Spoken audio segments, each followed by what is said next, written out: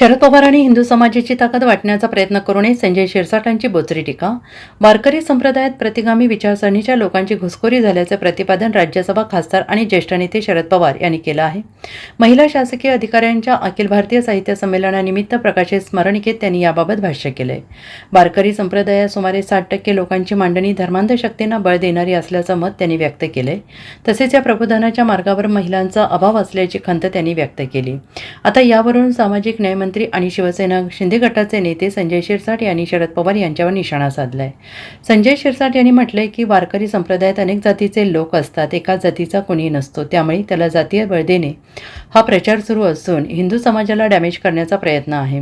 हिंदू समाजाची ताकद वाटण्याचा प्रयत्न शरद पवार यांनी करू नये, यात जातीय घुसखोरी होईल असं म्हणू नये, असंही त्यांनी म्हटलंय. दरम्यान अशोक खराच्या प्रकरणात स्थापन करण्यात आलेल्या विशेष तपास पथकाकडे बीडमधील एका व्यक्तीने गंभीर तक्रार दाखल केली. या तक्रारीनुसार राज्याच्या उपमुख्यमंत्री सुनेत्रा पवार यांच्या जीवाला राज्य महिला आयोगाच्या माजी अध्यक्ष रुपाली चाकणकर यांच्यापासून धोका असल्याचं म्हटलं आहे. याबाबत विचारलं असता संजय शिरसाट यांनी म्हटले की सुनेत्रा पवार यांच्या जीवाला धोका आहे की नाही हे माहीत नाही, पण त्यांनी सावध राहिलं पाहिजे. राजकारणात असा धोका असतो, त्यांनी काळजी घेतली पाहिजे. चाकणकर आहे की कोण आहे तपासात समोर येईल, अशी प्रतिक्रिया त्यांनी व्यक्त केली आहे. वारकरी संप्रदायामध्ये दरवेळेला तुम्ही जर पाहत असाल तर अनेक जाती धर्माचे लोक असतात.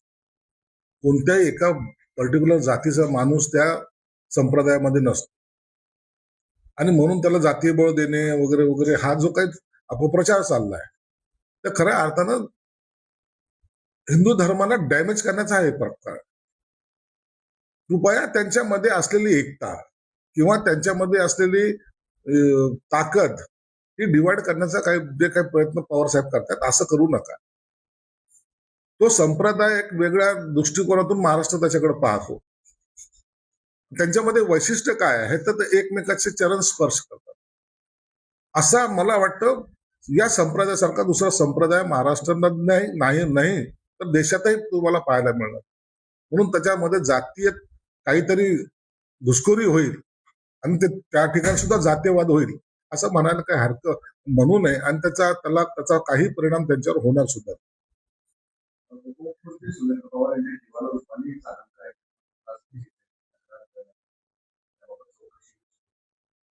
सुनेत्रा वहिनीच्या जीवाला धोका आहे की नाही हे तर पोलीस तपासामध्ये दिसेल, परंतु त्यांनी सावध राहिलं पाहिजे एवढं मात्र निश्चित आहे.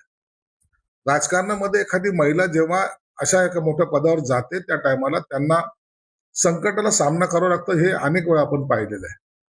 म्हणून चाकणकर असतील किंवा इतर काय असतील, आता ती चौकशी यासाठी करते, त्या चौकशीमध्ये मला वाटतं हे सर्व निष्पन्न होईल. परंतु सुनेत्रा वहिनीने सुद्धा आपली स्वतःची काळजी घेतली पाहिजे. Bureau report, SPN Marathi.